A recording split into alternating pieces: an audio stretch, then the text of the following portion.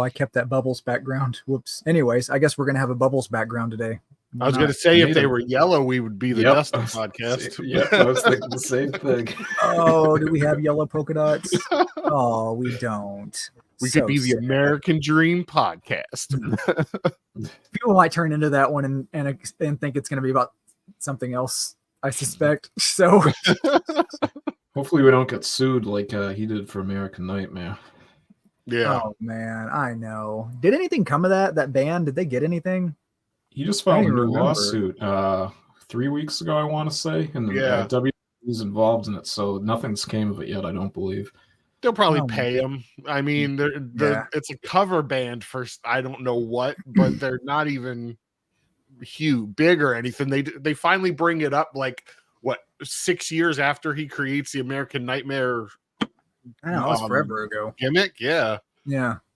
Well, the way the contract wrote is they're allowed to use it, but they're supposed to put the American Nightmare Cody Rhodes after it, and he just said, "You can use it, it's fine. Just make sure you do that." But now, I guess where he's going, people are saying, "Oh, like you're associated with Cody Rhodes," and he's not. So WWE definitely did breach the contract, but I don't know. We'll see what comes of it. Yeah, they'll probably pay him off, and the band will change their name. Yeah, I can see that too. And they'll make more money from this lawsuit than they probably ever will performing their music. That's why they do it. I mean, they don't do it for any other reason than money, because they're not making any.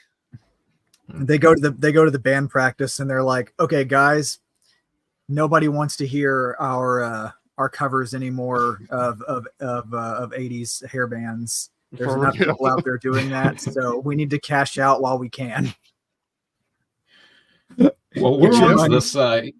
You know how we talked about the new Vince lawsuit, correct, Chad? Yeah. So I looked into this over the weekend, and when TKO Holdings was named in it, which is obviously under the umbrella of Endeavor, and Ari Emanuel, the brother of Rahm Emanuel, who was in the Obama administration, I believe he is a senator from Illinois. Wasn't Rahm Emanuel? He was like the governor of Chicago, or the governor, or the mayor of Chicago, or governor of Illinois, or something. Wasn't he? Yeah. So that's his brother. They're both from Chicago, and he has deep political ties, both Republican and Democrat. He's not on one side or the other. So if he's named in this lawsuit with Vince, he might be protecting Vince possibly against getting charged. I'm not saying he is, but just off what I've seen, he has deep political ties, and that could be why they're named in the lawsuit. Yeah, he was Obama's chief of staff and then mayor of Chicago from 2011 to 2019. I didn't know he was those two Emanuels were related. That's cool. I didn't know that. Yep, brother. Yep. Did you hear what else TKO has purchased? The Pro Bull Riding Association. PBR, yeah. Oh, PBR? Yeah. Pabst Blue Ribbon. So now it's UFC, WWE, and professional bull riding. Now they just need to buy like monster trucks, and then they'll hit like all the dude marks. Yes. Oh, it would be glorious. It's funny you say that.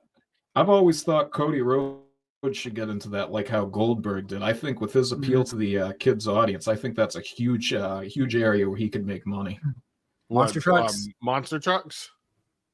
Yep. Or bull riding. We're gonna freaking have another Cody Rhodes and Roman create monster trucks, and they have a match with the monster trucks on top of a building. Oh wait, WCW did that. I remember the NWO truck. It was what, Sting versus Hogan monster trucks? Yeah. Because I think there was a Hollywood Hogan monster truck. Yeah, it was Hogan and Sting. Yep. Oh, and it was so bad. It had like his arms like wrapped around the side, and they came up on the hood. Oh, that's hideous. That was the worst thing ever. Oh man. Yeah, let's not. They got a zombie one like that, or at least a few years ago they did. The Sting one's not too bad. Yeah, let's not give them ideas. Yeah. Because now the shadow government that Vince is running behind the scenes will be seeing monster truck on a roof match, whatever. Yeah. I don't need any of it. Monster trucks on a roof match? No. So we're on a little earlier than usual. We just did a show a few days ago, but there was a bunch of stuff this weekend. It was like back to back we had SmackDown and then TNA and then Havoc, and I didn't watch any of the other minor shows yet, so I'm still behind on. Not like you can find them anymore, but I haven't read the results of the ones that I can't find yet. So some good ones. You didn't miss anything. Well, before we go over SmackDown results and kind of get into that nitty gritty, how do we feel about the Bloodline segment? I'm curious. I was really curious to hear you guys thought. A lot of people said they felt like it was really just like a wash. Like real quick on that is, I understand that SmackDown is taped for this week because they're in Saudi Arabia. Yeah, I already went and read it. Yeah, but literally right after they went off the air, everyone was already posting their videos from the arena. Yeah, from the ending of this week's SmackDown. Mm-hmm. And a lot of people thought it was what happened after SmackDown went off the air. So they were watching it, seeing what happened. But come to find out, what we were actually watching was the end of this coming week's SmackDown. Mm-hmm. That annoyed the piss out of me because I didn't realize it until I looked in the background. And then Jay said in that video, no spoilers, he was like, tomorrow at Crown Jewel. And I'm like, Crown Jewel's not tomorrow. And then I looked, I'm like, oh shit, I spoiled SmackDown. Mm-hmm. Yep. But that whole segment, I'm lucky I haven't looked at anything yet. You're lucky. But that whole segment was good, but I think they could have done a little more with it. Mm-hmm. But I'm glad after seeing what happened this week, it led into it. So people who watch this coming week SmackDown are not going to be disappointed. Mm-hmm. So, you know, I think and Triple H said it before, long-term storytelling. They don't want to tell it all in this past week's show. They have to spread it out to lead into War Games and Crown Jewel. So, yeah, I mean, yeah, I was curious about that because I know a lot of people were like frustrated because they've been seeing the spoil. Like I think it's been spoiled everywhere at this point. So I don't expect ratings to be that great on Friday. So yeah, but I mean, it is what it is. A lot of times if it's taped, I usually just read it anyway. Usually those go home shows that are taped aren't that consequential anyway. And I think this week's SmackDown already saw like the bigger stuff that's going to happen. So I mean, I don't think this weekend is that much to look forward to. But I mean, it was a good show. It moved along really quickly because they had another Carmelo and Andrade match that in a no contest, and a Naomi and Candice LeRae match. But the number one contenders match went straight from the Machine Guns defeating DIY into the ending match where I guess I kind of thought this was I think I even mentioned this when we did the show last time where the Motor City Machine Guns defeated the Bloodline to take the titles, obviously with help, but yeah. I think that's good. I think this is what I was saying last time was it really legitimizes them. So I'm fine with it. I think it's a good move. I was freaking surprised that they went straight into the match. Mm-hmm. I thought they were going to announce it for Crown Jewel because the way, Adam Pearce and stuff was talking, but then, Nick was talking, we're not going to do it. They just had a match, but then went right into it. And I was like, holy shit. And originally when they first started, I was like, oh, it's going to be a squash match. They just had a match. They're going to lose because of it. Yeah. So I've been looking forward to seeing DIY and Motor City Machine Guns. I felt like they could have gone. I mean, the time constraints, they couldn't go as long as they wanted to. I hope there's a pay-per-view match later on with them, but it was a good match to see finally. It was really good. I liked the pacing of it, and all the teams looked good. Like no one looked weak in that match. So it was a really good match between the two teams. It ended perfect. How do you guys hear me on your end? Because I know I was breaking up before. That's why I hopped out. Because you're good. The sound is delayed. Is it okay now? Okay. I just want to make sure. Yeah, you're good on our end. So I mean, pretty exciting stuff. I wasn't the biggest fan of the Tongans and the Lowens and all those guys having the Tongan Lowens. Anyway, and I don't know. They weren't really doing much. So SmackDown division or the tag team division's great right now, though. Across WWE, it's Vince leaving is just the best thing that could have happened for tag teams. I'm loving it. Them taking the titles off Tama and Tonga is the best thing they could have done for the tag division. Yeah, exactly. Now that you have the Motor City Machine Guns, you have other tag teams forming, it brings that hype back to the tag division. Yep. Instead of them just sitting on the bloodline just because they're the bloodline and they're the top faction. Yeah. Yep. So one thing I want to get into on this show and see you guys' opinion on. What did you guys think of the Game 7, the ending of it? Because I thought that was crazy. That's usually something a heel would do, not a super like a white meat babyface per se, like LA Knight. Because we saw Christian Cage do that over on Collision, I believe, like a month ago, and that's something you see like a big time heel do. I was really shocked that they played out that angle. And do you guys maybe see a heel turn coming for him? Is this just the way that they want to get the triple threat done? I've said it in the past. LA Knight has that Stone Cold heat. Yeah. So whether he's a heel or a face, the fans are going to cheer for him. Yeah. So I think they played that off perfectly. He didn't, attack just Carmelo. He attacked both of them. And we know Andrade's a face, Carmelo's a heel, so he attacked both. So it shows that he's on the fence of where he wants to be. Yeah. I think he doesn't care. Yeah, LA Knight needs to be a tweener or a heel. Babyface just doesn't work for him. Yeah. So I'm all for just flipping the switch. Like, just do it. Just get it done with. He has that I don't care who you are, face or heel. I don't like you. You're coming for my title. I'm going to kick your ass. That's what I like about him. Yep, exactly.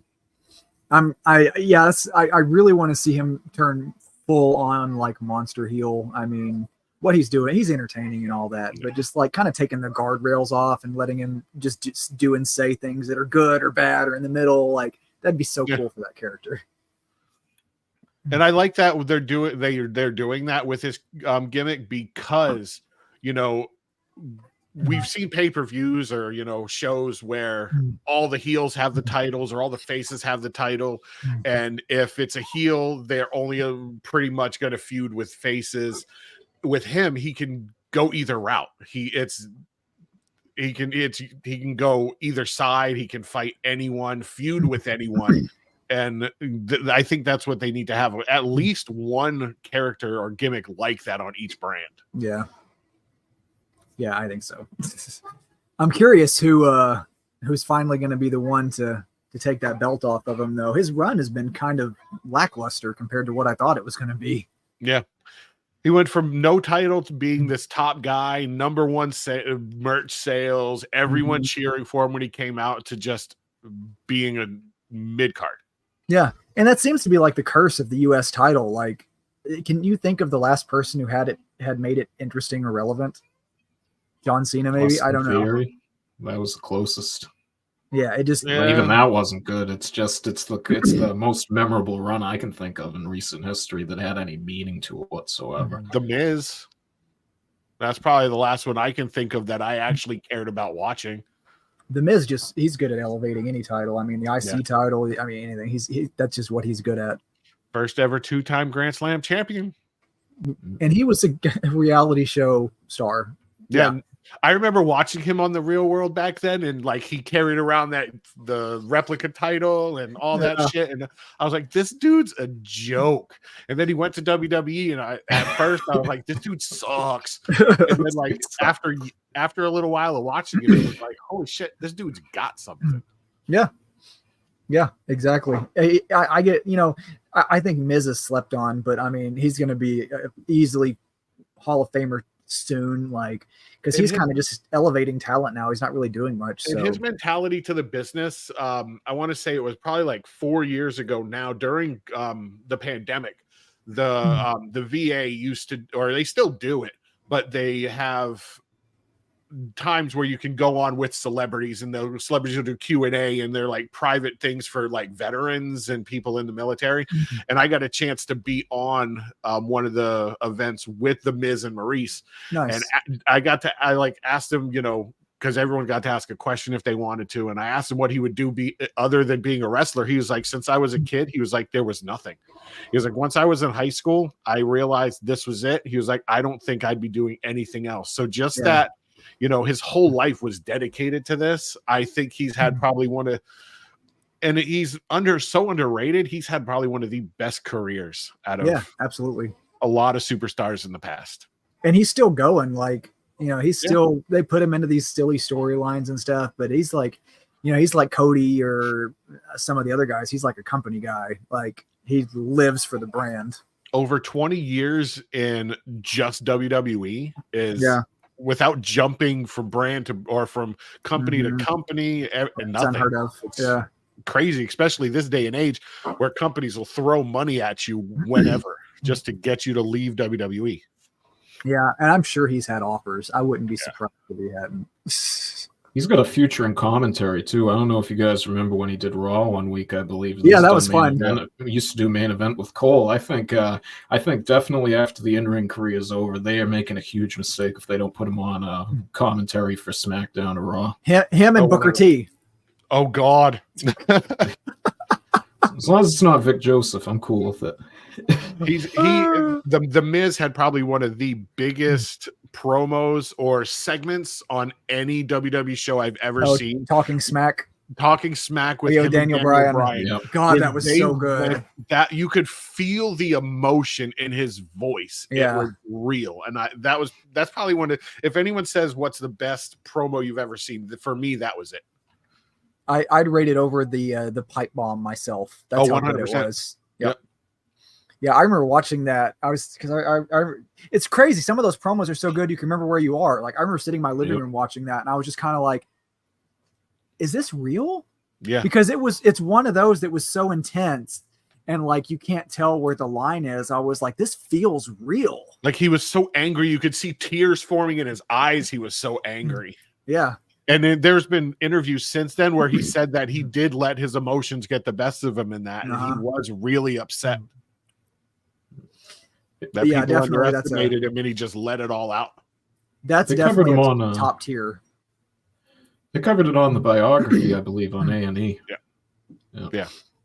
One of my favorites up there with that one, Mike. I don't know if you've watched this one, but Ric Flair cut this promo back in WCW when Bischoff was in charge, and he was talking about how Bischoff was abusing his power and all that. This was around the time the Four Horsemen were reforming. And like Ric Flair, a lot of his promos are all like talking about high class, wheeling and dealing and all that. But that promo that he cut on Bischoff was like one of my all-time favorites. Incredible. So if you haven't seen it, watch it. It's amazing. Go watch or that one. And just one real quick that came to mind. Paul Heyman, when he cut that pipe bomb on Vince. Yes. Not really pipe bomb, but he literally went in on Vince. Vince told him before that, he was like, just say what you want to say. If you want to be honest with it, if you want to cut a real promo, tell the truth, go out there and do it. And you could tell Vince was a little uncomfortable during that too. Yeah. Well, he used Paul Heyman as a scapegoat when the writing was bad. I believe he made him head writer of SmackDown for a little bit, and he wanted to bring in like a group of 5 or something like that. And Vince said, hell no. And what, he last 5 weeks, I believe it was, something like that. So I have this other one up here now, which is kind of off brand for us, but since the lines are kind of blurred, I thought it'd be fun to talk about this weekend's TNA, considering there's a lot of WWE talent, ex-talent, current talent, whatever that was on this one. It's crazy watching. There were so many matches, and I guess I wasn't prepared for that because I didn't realize there were going to be that many. I didn't either at first. When I first started watching it, I was like, holy shit, there's a lot.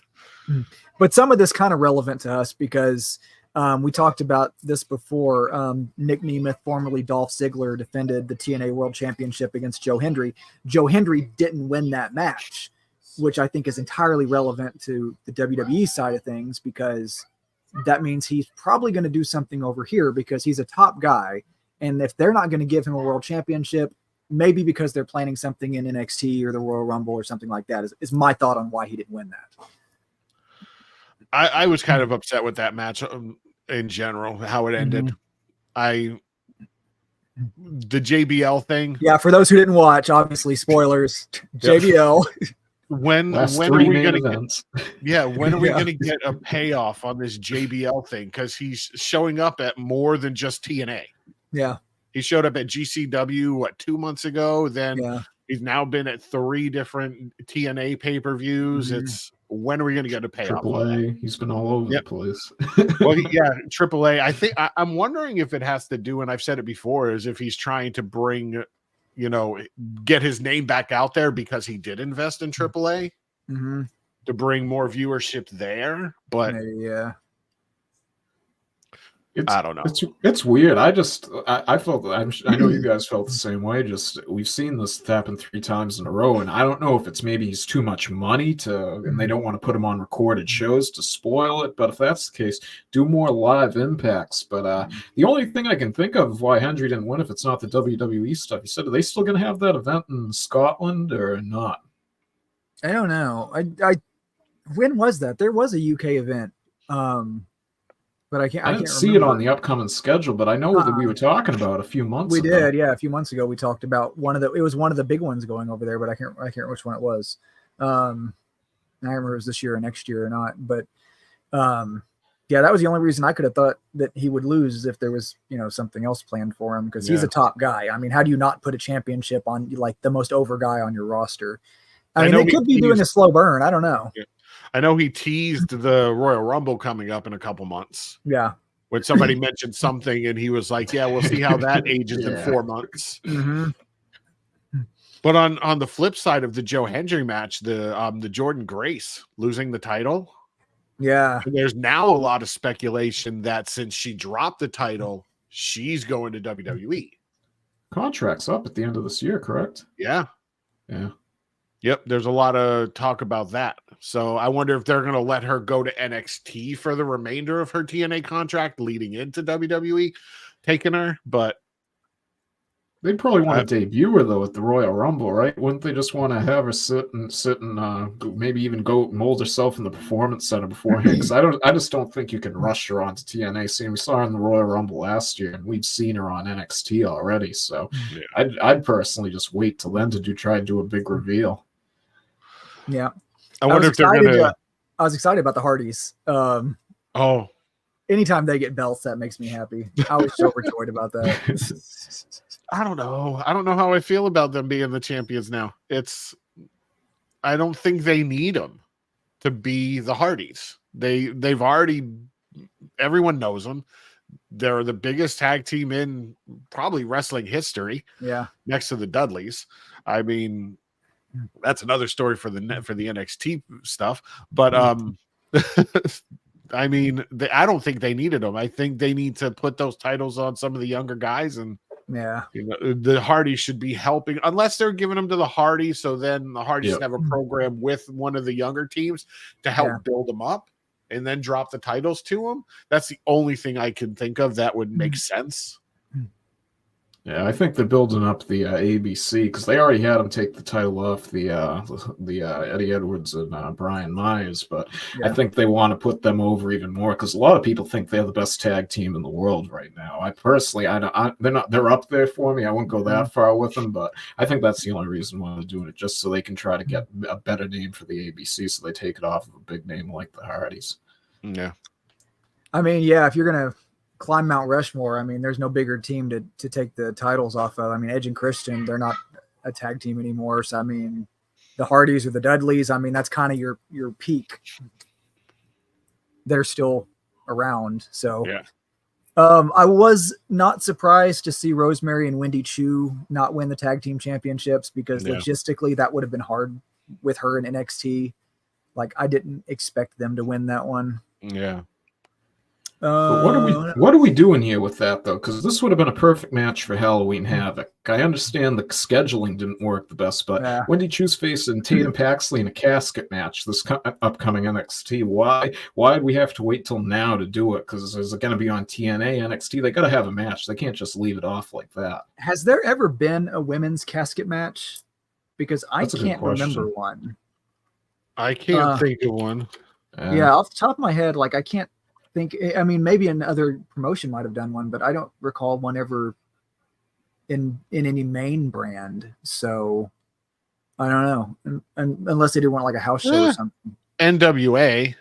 Okay, so like new NWA or like old NWA?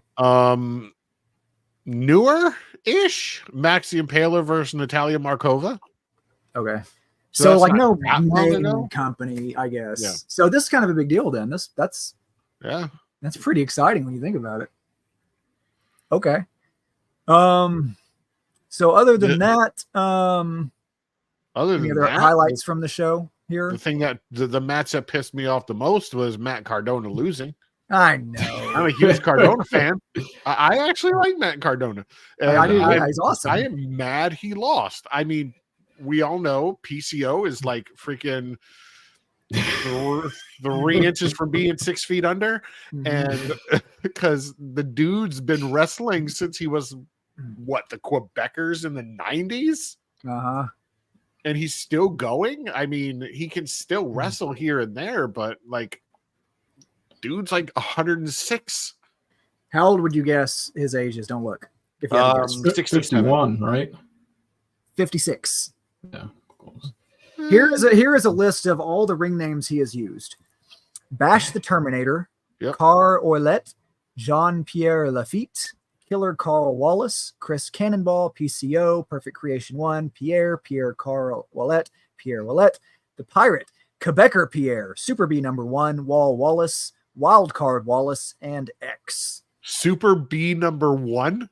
Yeah, what is Super B number 1? Let's see. That's reference number 7. Yeah, it's something on Cage Match at some point. Yeah, I saw him wrestle in an indie show a couple years ago. I think it was actually last year when I went to go. I think it was against Pentagon Jr. That like literally like at the Webster Town Hall in Webster, Mass. It was like literally probably like 150 people, but the dude actually looked pretty good for his age. But I just don't buy into him being. It was one time only. The Super Bs were PCO was Super B number 1, and Super B number 2 was Eddie Watts. They defeated Bob Crawford and Jonathan Holiday at an AGPW TV event in Canada in 1988. Good you said God. I was going to say Eddie Watts. That's got to have been in the 80s. Yeah. Holy crap. Yeah. One other thing that stuck out to me on the show was what did you think of Del Vikingo? I thought he was phenomenal. Because I've seen him a few times, but and then they put up the graphic too in action this Thursday, the new X Division champion when he didn't win it, which I found weird too. Eddie Watts is so old. This is his website reference on Cage Match. I didn't even know Tripod still existed. Wow. Okay, anyways, I found that interesting. But the El Hijo, I don't know how to say his name, Del Vikingo. I didn't even. I try to keep up with TNA as much as I can. Yeah. But I didn't realize he was part of TNA. Mm-hmm.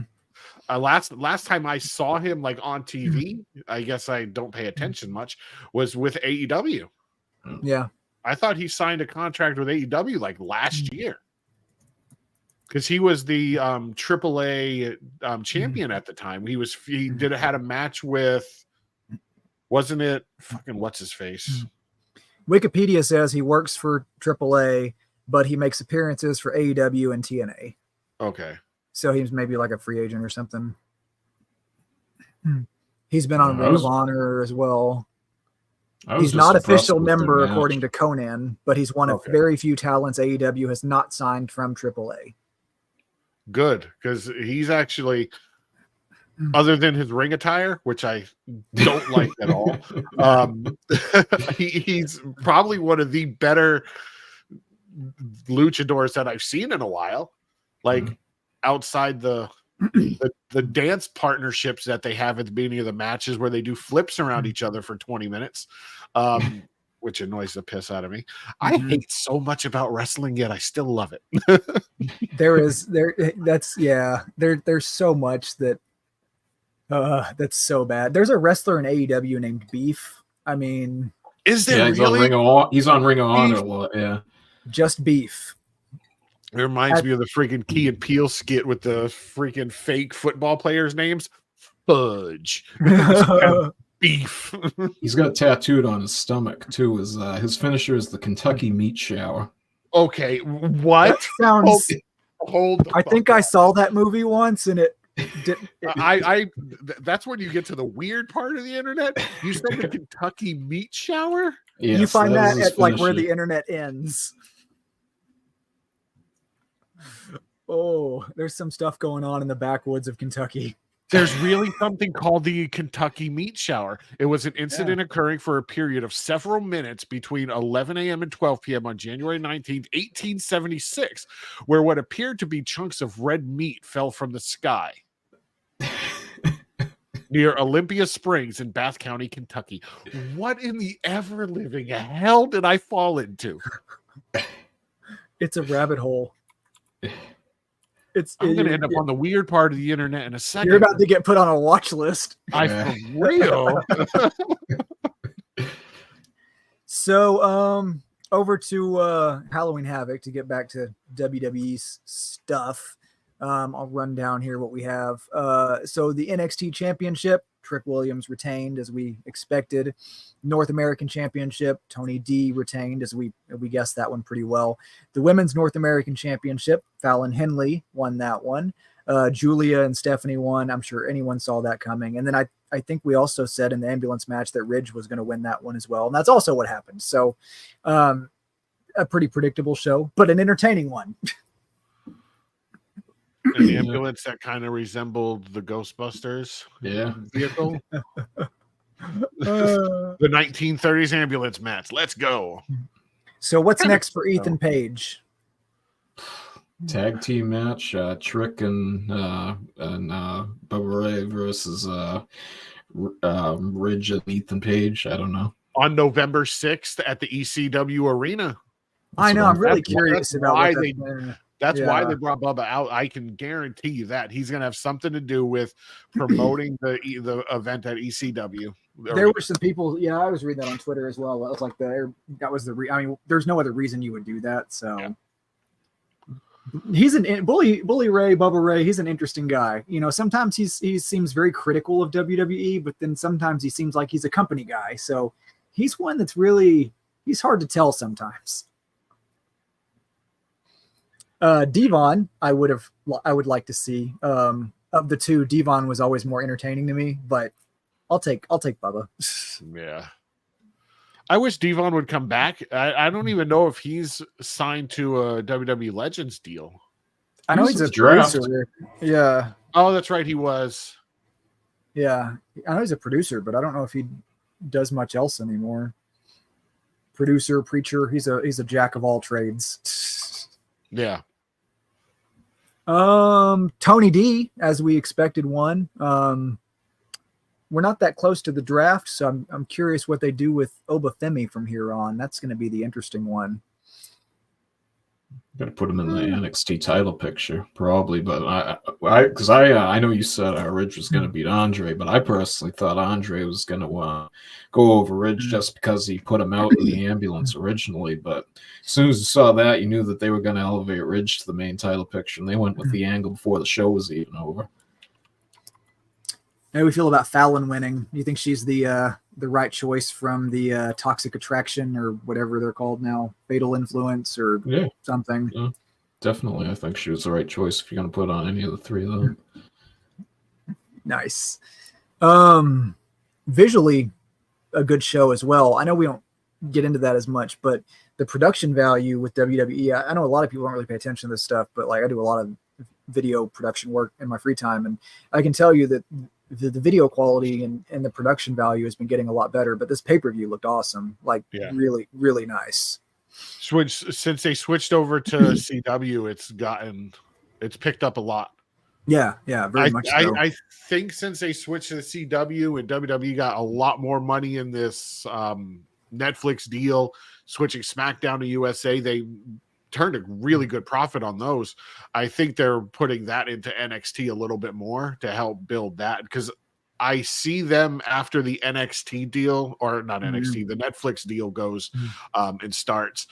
I think they're going to start pushing NXT as less of a developmental and more of like that second big brand on regular TV, because it's on network TV on the CW now. So I think they need to push that as a regular brand now to bring in viewers. Absolutely. Yeah, absolutely. And it's good wrestling too. It's got a loaded roster, great performances, like often weeks more entertaining to watch than the other two shows. So, I mean, if that's your show on network TV, I think you're doing pretty well. Yeah. I know you mentioned last week, Chad. Didn't Cody said that they're not going to have it as a Yeah, Cody said in an interview that he said that in an interview. Yeah, he said they're no longer developmental.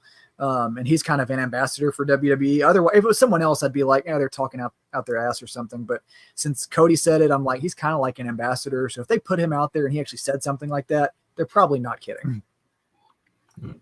It's funny you mentioned the production thing. Did you see, I believe it was Cole slip up a few weeks ago and say Kevin Dunn instead of Kevin Owens? Yep. I was like, ooh. Speaking of Kevin Owens, I was going to cover it on the SmackDown part, but I figured we could tack on a Crown Jewel preview for this one. How are we feeling about this buildup with Kevin Owens and Randy Orton, this incoming feud? I'm torn. I don't know what they're going to do with it after the match at Crown Jewel. Mm-hmm. If they're going to I don't know how they're going to fit Sami Zayn into it, but I think because Sami Zayn, we all think he's going to end up being on Roman's side of the OG bloodline. We all know.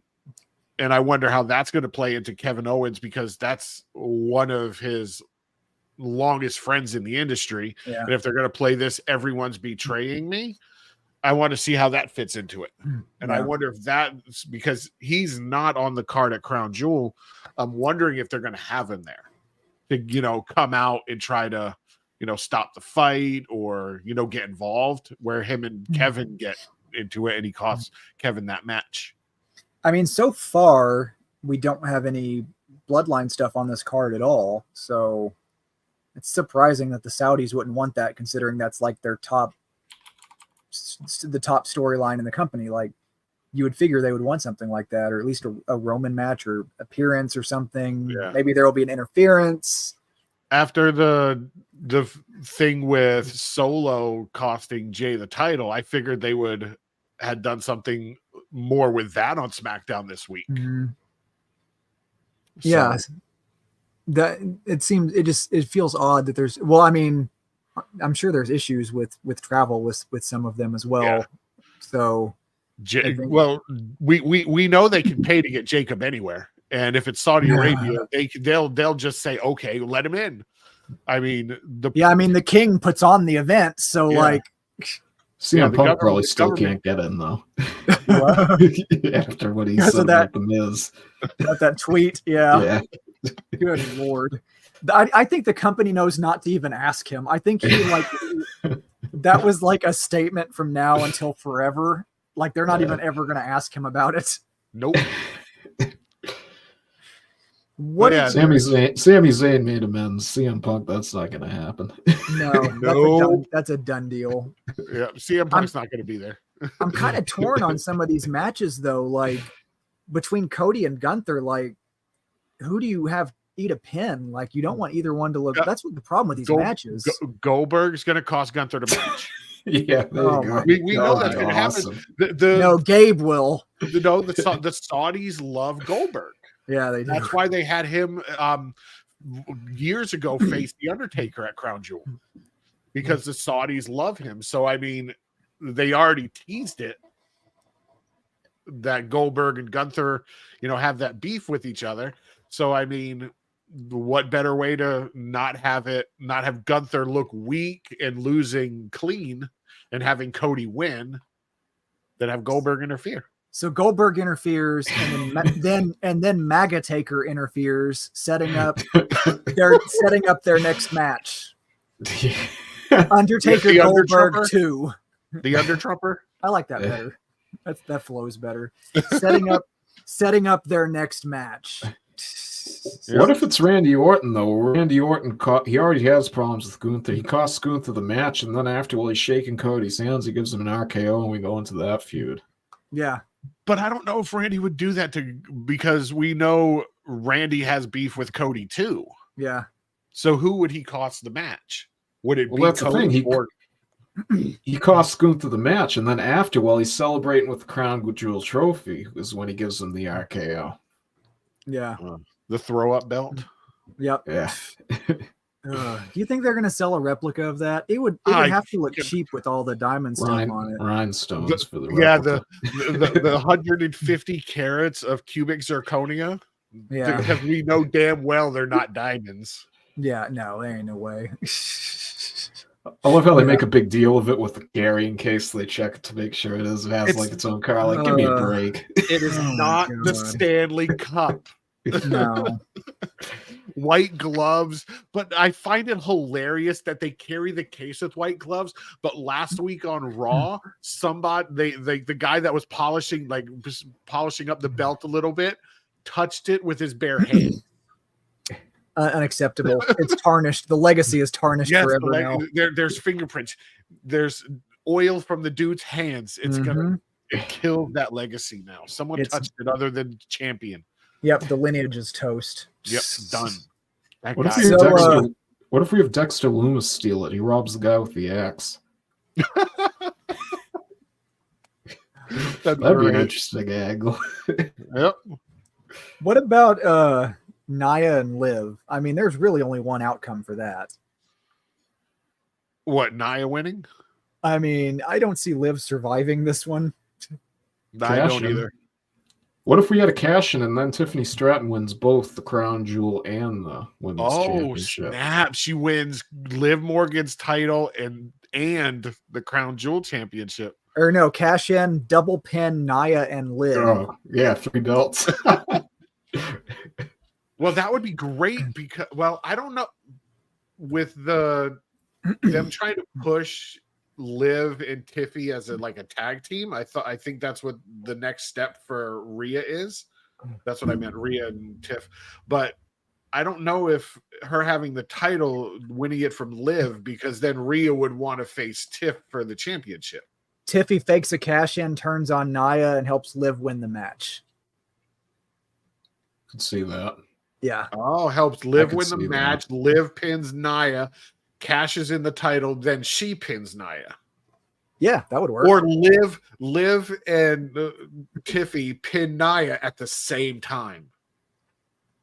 Yeah, because Tiffy would still have pinned her. So yeah, I guess it works. Liv would win one title, Tiffy would win the other. Yeah, this is when you know you booked it good, though. When you have multiple outs right here, like God forbid something happened, like if something dropped in the news or something, or they can't get into the country. This is what good booking results, and where you have multiple directions you can go in. It still makes perfect sense. And that's what I like about this whole new WWE since Triple H took over, is the fact that it's not like 10 years ago where I could sit back and be like, they're going to win, they're going to win, they're going to win. This is how, this is why, and be right every match.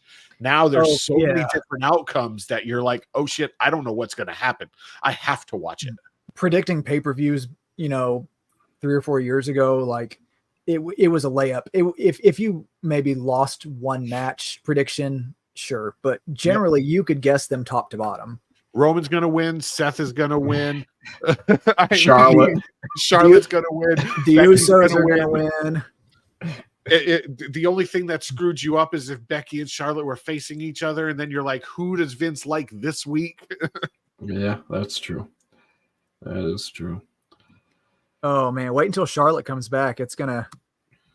I'm hoping she comes back. I'm hoping they wait till Royal Rumble to bring her back. Yeah. But I'm thinking it's going to be Survivor Series. I could dig it. I mean, it's got to be big, though. It's Charlotte. So, well, she did just have a death in the family. Yeah. So they've probably taken some stepbrother, I think. I think so. Yeah. Like Ric Flair. I think it was his wife's son, if I remember right. So, yeah.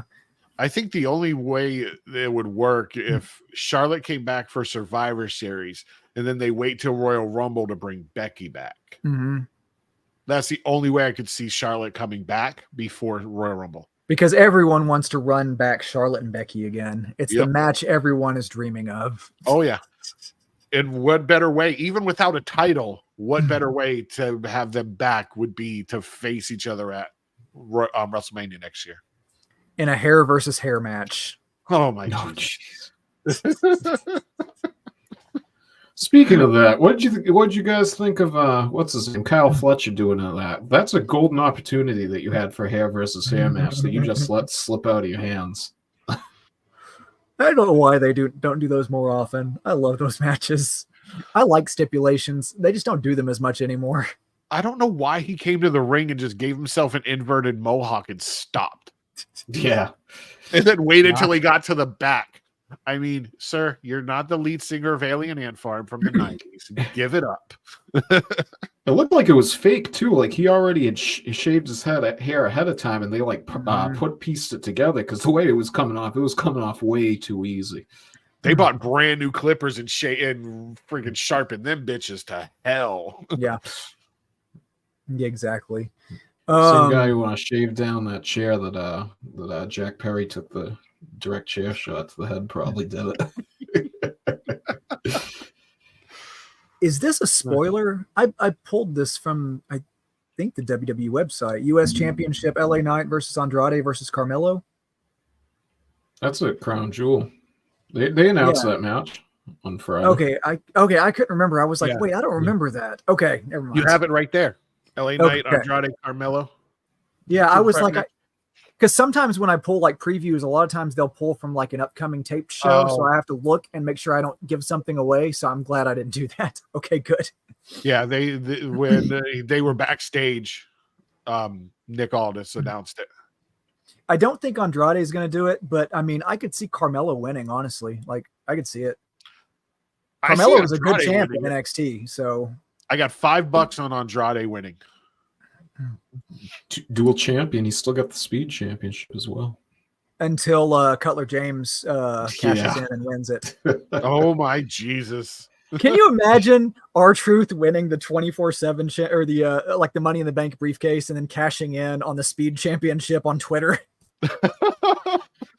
Or imagine if they had R-Truth like go to like another wrestling promotion and try to cash in, and he got taken out by security because they didn't know it. Yeah, they didn't know it ahead of time. Like he actually legitimate. Like I think didn't someone throw a briefcase at Roman in the ring one time on an independent show?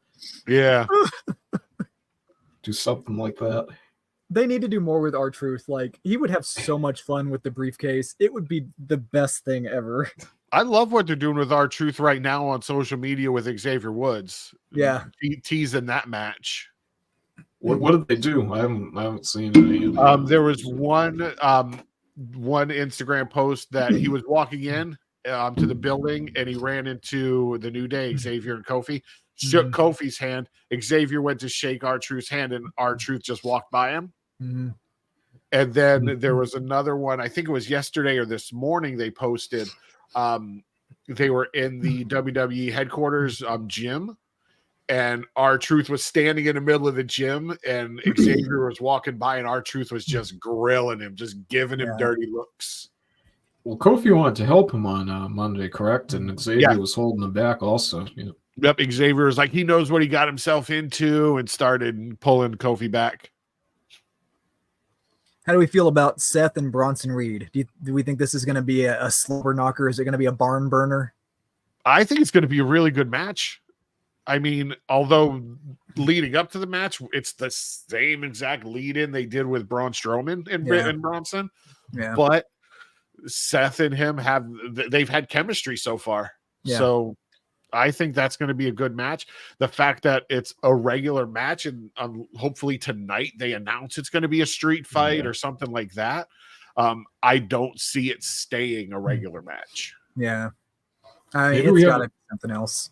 Maybe we have like Backlash too, where they just start fighting before the bell rings, and then you see Adam Pearce come out. Where I think they did a Backlash. They had Nick Aldis come out for the Guerrillas of Destiny versus RKO. Just maybe they start fighting that, because I agree. You took the words right out of my mouth. They need a stip for this match. It can't be just a straight up match. There's no other matches with stips on the card, because we know a fatal 4-way is not going to involve per se weapons or any big spots. Adam Pearce comes out. It's a Saudi street fight, and they start throwing gold bricks at each other. Oh, fill the ring up with sand. Oh. Bronson comes riding in on a camel and kicks Seth in the face. Didn't that happen at one of those? Didn't that happen at one of those though? Logan Paul. That's had that. He had that dune buggy thing. Yeah. Yeah. No, I mean, a match in the sand dunes would be pretty cool because I don't know if anybody out there, I'm sure everybody's been to the beach at some point, but if you've been to a beach with like deep sand, it is hard to walk. So that would be awesome. They'd be trying to swing at each other and not able to get their feet up, and that's what that beach brawl should have been. Yeah, Sol Rook and whoever it was, that's what they should have done instead of that crap they put on at spring break. And but Sol Rook hit that sweet cutter on the boogie board. They were, oh god, that match is like it sits with me in my head. The picnic table spot, I mean, everything. I think that match they did the best they could with what they were given. I mean, what else are you going to do when you're told this is a kind of match you're going to have and this is what you have to work with? I don't put the blame on them for that, but you weren't on with us last week, but Sol Ruka's been having a run. She's been popping up on other shows and other brands. Yeah. Yep. Excited what's going to happen next. And it's interesting because I've been reading a lot of people like comments on her and stuff, and a lot of people say that they're really high on her, like they think she's got potential in a future. So it's interesting to read some of that. I know how to pick them. I picked the next stars. I could be with Shawn Michaels and help him pick the next NXT superstars. It looks like him and I have the same taste in women. Yeah, we can call you Skelly Red. Oh, geez. I will jump off the roof. I will yeet myself out of my office window. I know Tatum Paxley's been my top pick for a while, so I've just been glad to be seeing her getting some love here and there. So it's good seeing it because a lot of the call-ups from NXT just, I mean, on the main roster just haven't been floundering. I mean, even you look at like Metaphor and stuff like that, and like there's other teams from NXT that are getting more presence on the main roster now than the call-ups from a year ago or like 6 months ago or whatever. Is it just me or NXT seems like they're focused more? And I'm not saying it's a bad thing because I'm enjoying it, but they're focused more on pushing the women lately than a lot of the men's matches 100%. and men's stories, which is a good thing, I believe. And it's organic. It doesn't feel like it's forced. Like it's actually interesting. Yep. Well, their women's division is deeper over there too. It is. Yeah. It's solid. I imagine, once they introduce the women's mid-card titles over on the main shows, we're going to see a lot more call-ups from NXT. And I think the main roster will have more depth in women's wrestling than it does right now.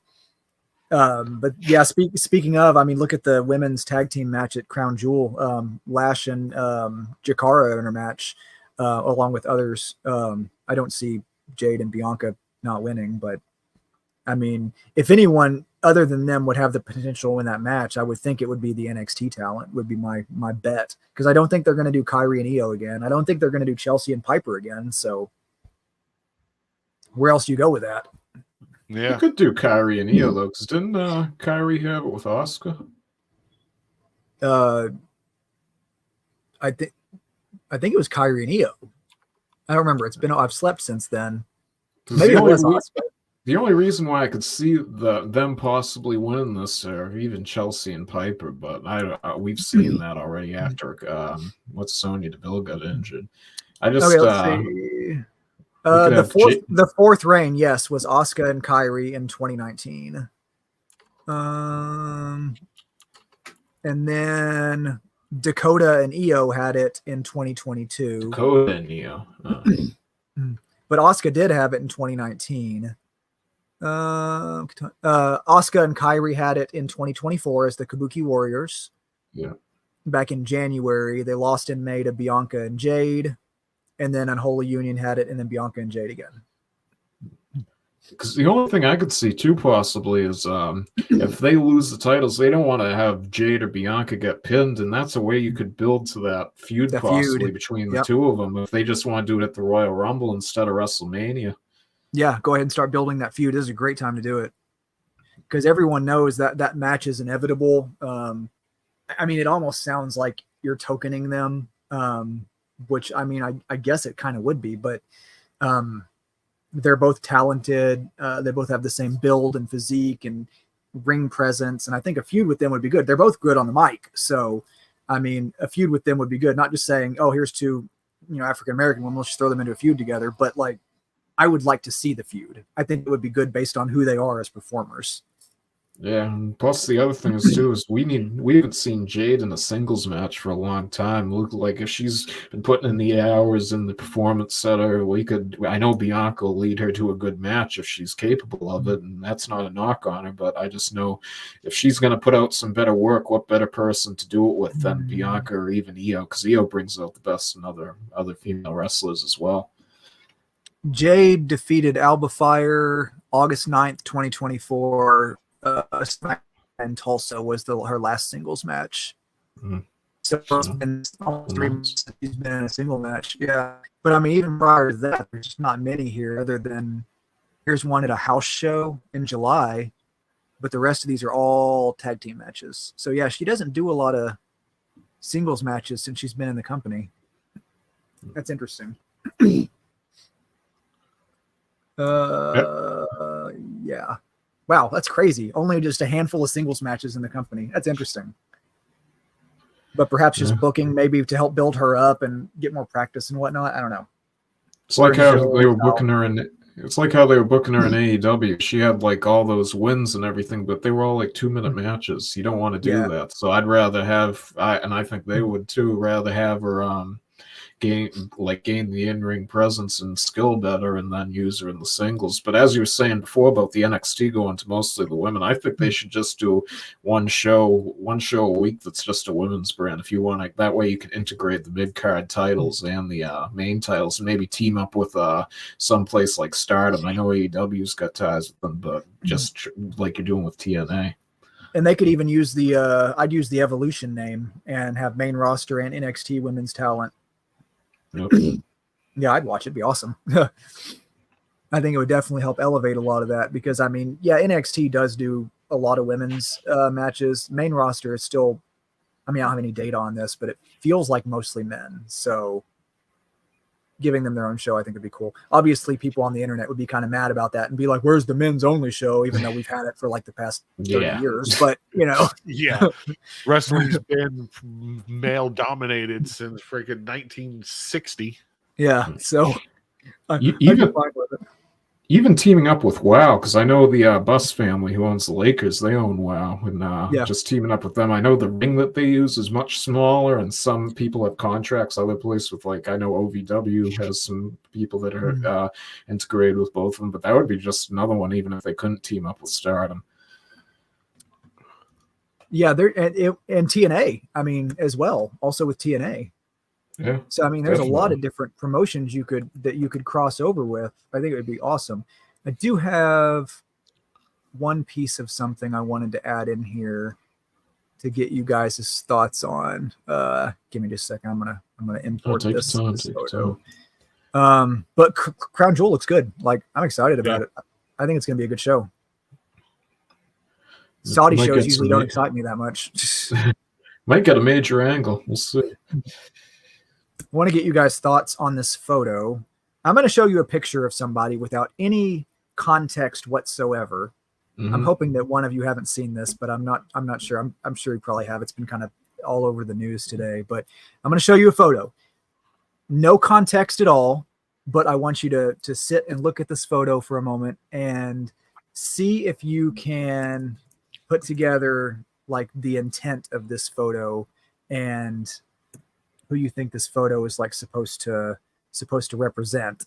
If I can get it to load. It's a statue.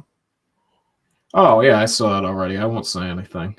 You already saw it, Jason? Did you see it? No, I had school today, so I haven't had a chance. So okay, cool. I don't think I have. This is gonna be awesome. Okay. Yeah, I won't say anything because I know what you're talking about. Oh, I'm trying to get it to load. The one time I want to do this, it's like, no. It's like, no, we're not gonna load in here for you. You're just gonna show the face, nothing else. I know. I'm trying to clip it. Let me see if I can find one that I can find the link and I can send you the link. Okay, this one looks good. All right, I am gonna copy this link address in here since it's not gonna load the photo. I'm gonna put it in the chat. Will that work? Nope, never. No, don't click it. Hang on. Yeah, never mind. I can see who it is right in the URL. Ah, dang it. Okay, don't look at that.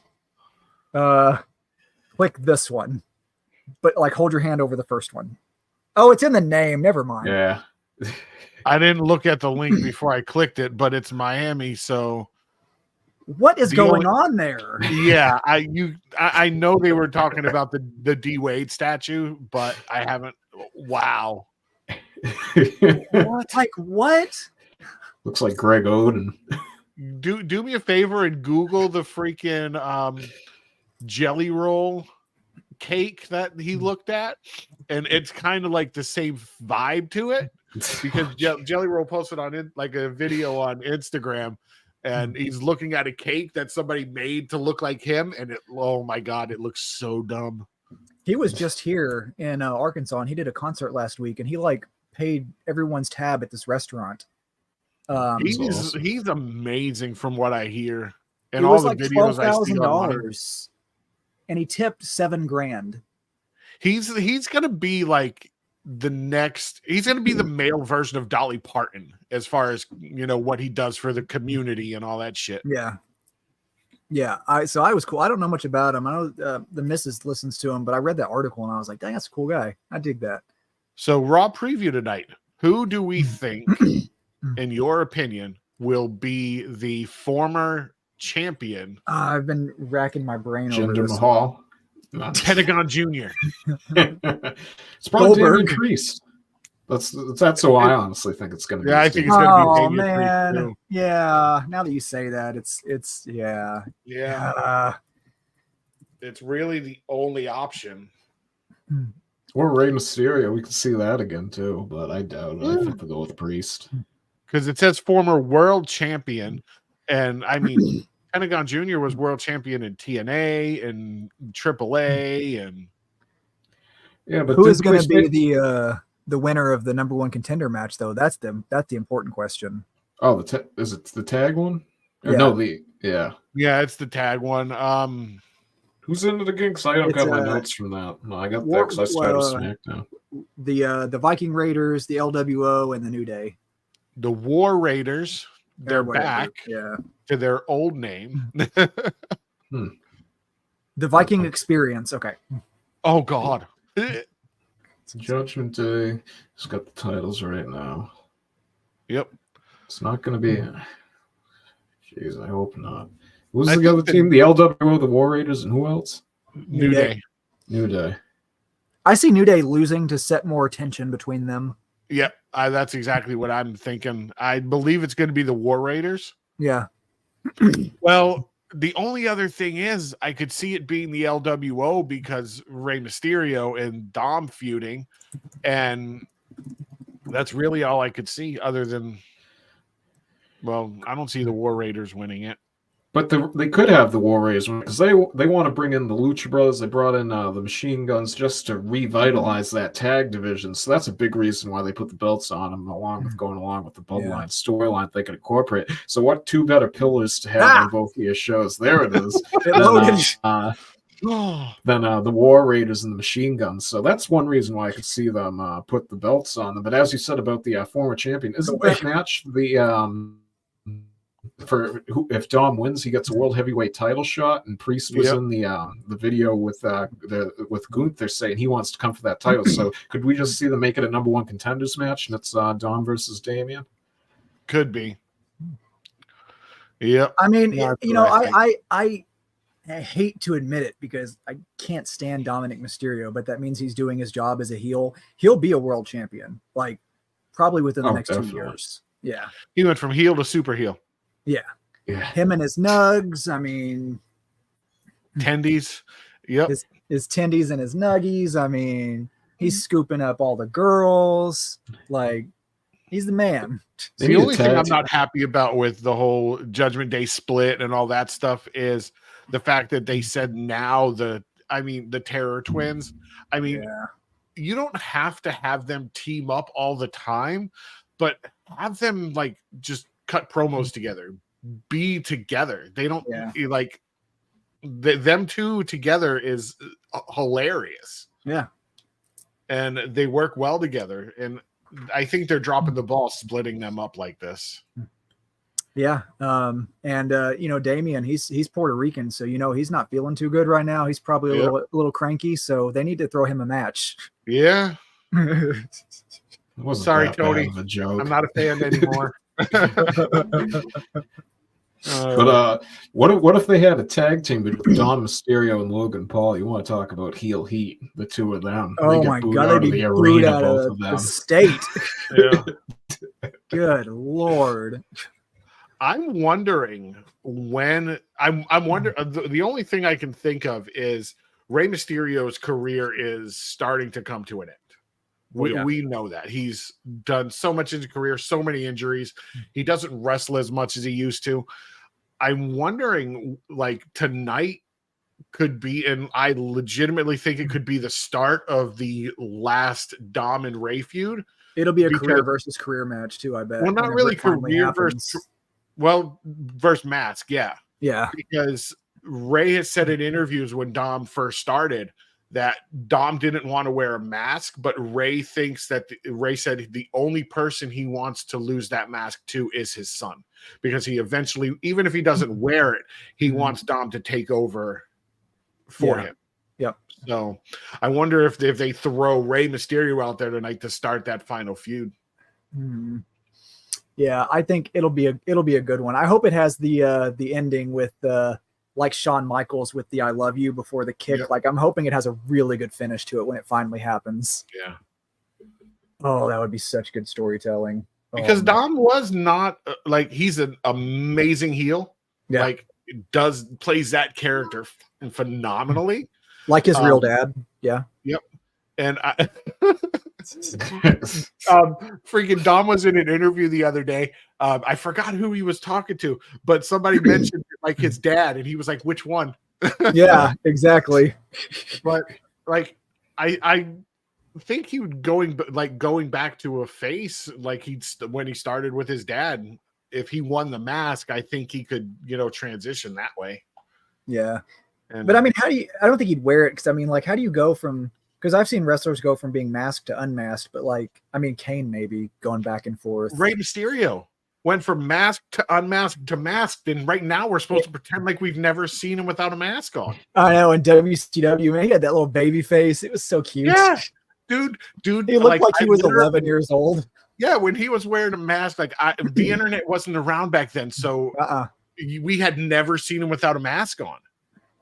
Yeah, see, nowadays you can look up online, like if someone wants to see what like Excalibur looks like unmasked, right, like you can just Google it. But back then, yeah, it was unheard of. Like, you didn't put those pictures out there. Like Pentagon Jr. When I saw him last year in Webster, I paid for like the meet and greet with him, and freaking he was running a little bit late, and I was standing by his table where he was going to sit, and freaking I turned around, and he actually, without his mask on, walked into the place, looked around, and was like, "Shit." Turned around and walked out the door fast as shit, put his mask on outside, and then came back in. I was like, "Oh my gosh, saw you, buddy."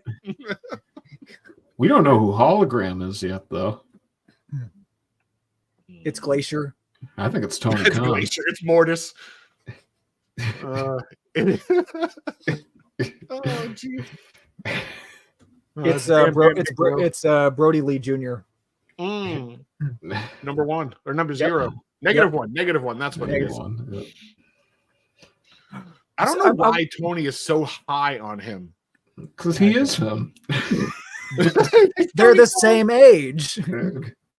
But like, correct. Tell me if I'm the only one. I know I've seen it online. Other people feel this way, but lucha matches have gotten into less of wrestling matches and more into like dance performances. They're very like over choreographed, like way over performative. Like they don't have the same feel that they used to. Like watching Ricochet now in AEW, it's like they just do like flips and landing on their feet and just do, and you can tell they're setting up for the next move and waiting, and it's just like, come on, this isn't wrestling. It's not like original, like real luchador style like we're used to. Are you talking about Ricochet and Leo Rush? I think it was on Collision. Yeah. That and when he also was wrestling, what's his face? It was a triple threat match. Do what? Will Ospreay and Will Ospreay and Ricochet. Yeah. And Takeshita. They were all doing that stuff at our Wrestle Dream. That was the one here, I think. Or no, that was MJF. Never mind. I was kidding. Ospreay. Yeah. No, they burned through 2 of those matches already. They did it on the 5th year anniversary of Dynamite. They did the match that wasn't all that great. It was had some callbacks to the first one, but it wasn't anything great. No build up. And then at Wrestle Dream, they had the triple threat match. You know what's cool now is with Bobby Lashley eventually coming to AEW, we'll finally get to hear Leo Rush back at it again.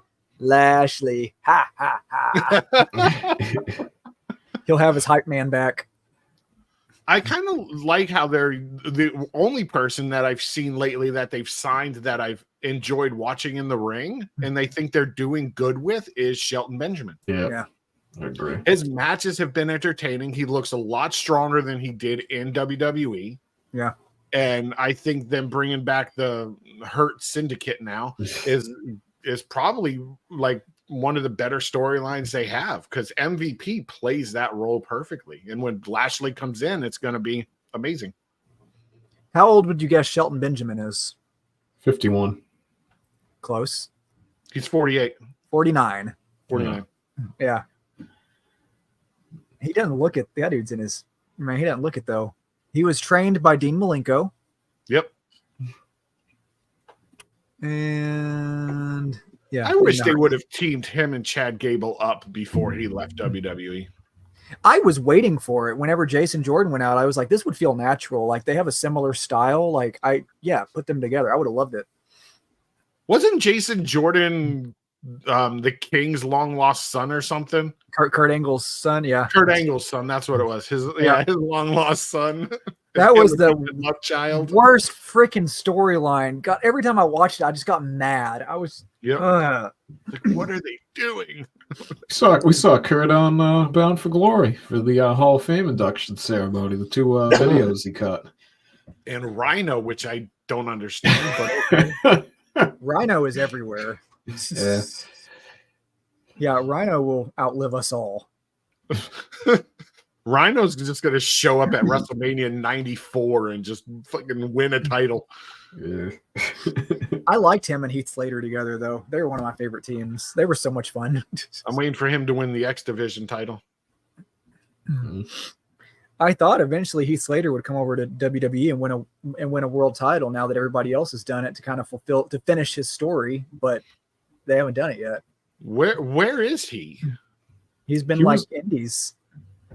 I knew he was in TNA for a minute. When he left WWE, he showed up during the pandemic on TNA when everybody was showing up that week because they all ended their 90-day non-compete at the same time. Yeah, he was at the ceremony too, cutting the video before, I believe. Oh, was he? His last match was at a AMW Halloween Havoc. He was defeated by AJ Kazana on October 24th on an online stream at a high school in Jenkins, Kentucky. A&W? Like the root beer float? AMW. But it looks like he's steadily working the indies. I didn't realize he's been doing this many. AMW, Texoma Pro something, Tomahawk Pro, PWU, IWF, AIW, ACW, APW. Tomahawk Pro? Does Tatanka own that? It's called Tomahawk Pro Caged Warfare.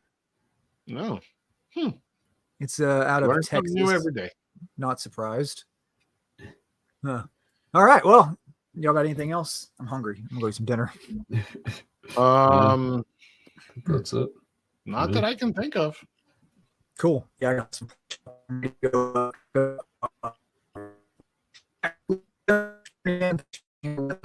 Beautiful week. Come back to you all. We usually do.